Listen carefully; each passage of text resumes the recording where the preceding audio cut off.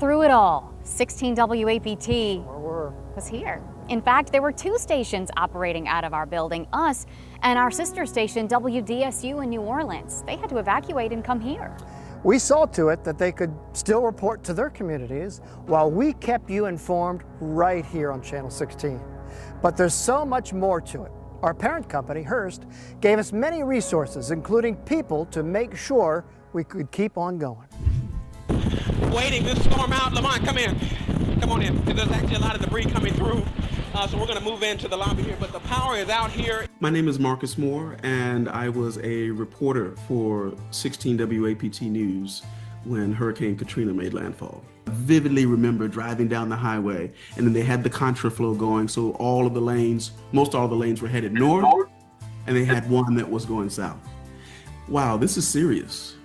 I mean, we didn't know what was going to happen, but we knew how serious it was and the potential. Of course, working hard covering things at the Coliseum. We're joined by Ed Reams from WDSU. I was a former anchor at WAPT for 20 plus years. You know, I looked at my news director and I was like, instead of my co-anchor and I anchoring together, why don't we split up? I can do a couple hours at a time. She can do a couple hours at a time. The next thing you know, we can cover on the air wall to wall for a much longer period. And that's when we started broadcasting nonstop. Some people are wondering when life is going to return back to normal. Any perspective on? My name is Joyce Brewer. During Hurricane Katrina, I was an evening co-anchor at WAPT in Jackson, Mississippi. I tell people that, you know, we won an Emmy Award for our coverage during Hurricane Katrina. I explained it to them. I said, we basically turned into CNN in Jackson, Mississippi. So anyone who wanted to know about what was going on in the coast, what was going on in Louisiana, where resources were coming in, were all watching us. My name is Adrienne Stein, and during Hurricane Katrina, I anchored the news at WAPT, and I was also in the field reporting. Many people have already packed up and are heading back home despite the warnings to stay put. I remember looking at the camera and just saying, you know, we'll get through this. We are going to get through this together. And it makes me a little emotional now because it really, we were part of a team with the community, right? And our job was to give them a little sense of comfort, and the way that we could do that is and was through information at the time. 3,000 people sought shelter, testing the limits of the Coliseum. I'm Desiree Frazier. I was a reporter anchor during Hurricane Katrina. 20 years ago, it's hard to believe 20 years has passed. I was down here at the Coliseum. Then the lights went out. There were no lights, and our light for our camera was the only one. And there were so many people in there from New Orleans. They started crowding around me because we had a little monitor, which we use with live shots so we can see what we're doing. And they were looking at the monitor and they were saying, oh, that's such and such, oh my gosh. Said when I went down to the Coliseum, that's when, you know, seeing it with your own eyes, most of it, we were in the studio and watching it on the screen. But when I got down there to the Coliseum and people were like, news lady, thank you for telling us where we should go for resources, or thank you for telling us which gas stations were open so we could go fill up our cars. Like, people let you know directly what you told me on TV helped me improve my life. My name's Bruce Barkley, and I was the news director at 16 WAPT when Hurricane Katrina hit. And we started discovering how immense the damage was down there, how the roads were impassable in some places, how it wasn't like you were going to stop at the Comfort Inn and get a room for the night.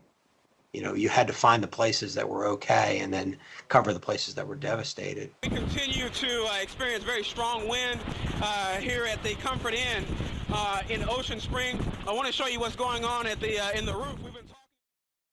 This was my first time to cover a hurricane's landfall, but it's in those moments where you really get a sense of just how unpredictable these storms can be, and really what's at stake. And it's people's lives. Window on the third floor is knocked out. Lamont, let's go back in. Let's go back in real quick. In the heart and at Hurricane Katrina, I was producing the 6 to 10 p.m. newscast at WAPT. things, but if you need any things to send out to the Red Cross, visit some other shelters. They can use that stuff today.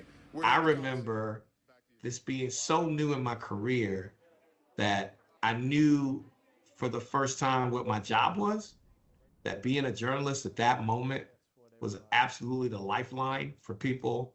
Greg Flynn, and I was a reporter at Channel 16 in 2005 when Katrina came in.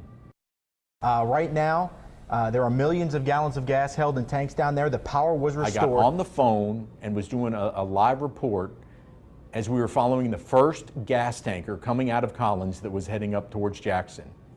And people were just amazed. They all started to go line up, okay, the gas is on its way. But it was almost like a third world country. People were lined up for miles waiting on gas. Teared up a couple times, and I always considered myself armor plated, but it hurt because I knew so many people from that area who had lost their whole lives, who had lost loved ones. And it hurt, and it's still to this day. We're 20 years from Katrina, and I still remember the smell of things that I don't want to describe. It was probably the most inspiring and challenging point of my career by far. We were running towards the storm to help rather than away from it, so that people knew what the devastation was and the best ways to recover. I grew up a lot and saw real examples of what it's like, what it truly is like to lose everything. Being grateful for what you have today, because it can be gone in an instant. It made me the journalist I am today. It made me understand urgency. It made me understand how you can't wait to give people information. You can't hold on to it to be cool later on. You need to give it to them as fast as you can give it to them so that they can survive. All right, well, Norman and Brad, I can tell you that as you saw from the video that Marcus just sent back, here at MEMA, they said that they have received winds clocking 135 miles an hour. No, it was honestly one of the worst times in the nation's history. And I know we kind of take a back burner a lot because everybody said New Orleans. The human suffering in New Orleans was awful, absolutely awful. But not to be lost in the fact that the hurricane made landfall in Mississippi.